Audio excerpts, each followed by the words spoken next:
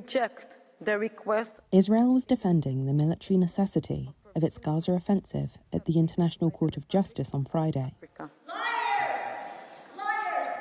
only to be interrupted by a heckler. It was a rare moment of protest in The Hague's Great Hall of Justice courtroom, where Israel is facing a request by South Africa to halt its operations in Rafah and withdraw from the Palestinian territory. South Africa's case accuses Israel of violating the Genocide Convention. Israeli Justice Ministry official Gilad Noam said that argument was, quote, completely divorced from facts and circumstances.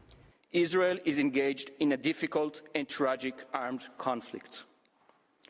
South Africa ignores this factual context, which is essential in order to comprehend the situation, and also ignores the applicable legal framework of international humanitarian law.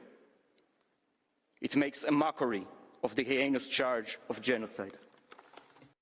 Noam said that Israel's military operations were not aimed at civilians, but at Hamas terrorists using Rafah as a stronghold. The latest hearings at the ICJ have been brought by South Africa to request emergency action in response to Israel's military assault on Rafah. That's as a part of South Africa's wider genocide case against Israel.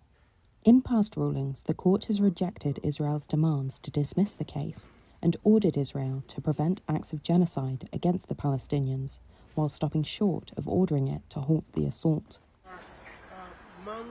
Outside the court, Palestinian official Amar Hijazi said it was Israel's side that was presenting a, quote, parallel reality.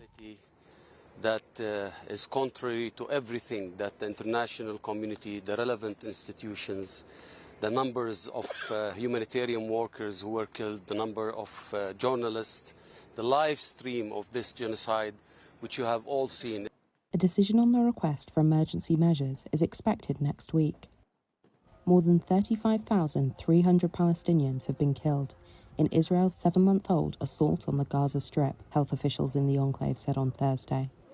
Nearly half of the territory's 2.3 million people have taken refuge in Rafah. The war began when Hamas militants attacked Israel on October 7th, killing 1,200 people according to Israeli figures and abducting 253 others. Ahead of Israel's presentation, several dozen pro-Israeli protesters gathered outside the court. They displayed photographs of hostages taken by Hamas fighters and demanded their release. Here's what's been making the business headlines in sub-Saharan Africa this week. Anglo American is exploring an IPO for its diamonds business De Beers. Two people familiar with the matter have said on a condition of anonymity. Anglo, which has been synonymous with South African mining for decades, set out plans for a potential breakup of some of its assets on Tuesday, as it fights off a $43 billion takeover bid from BHP.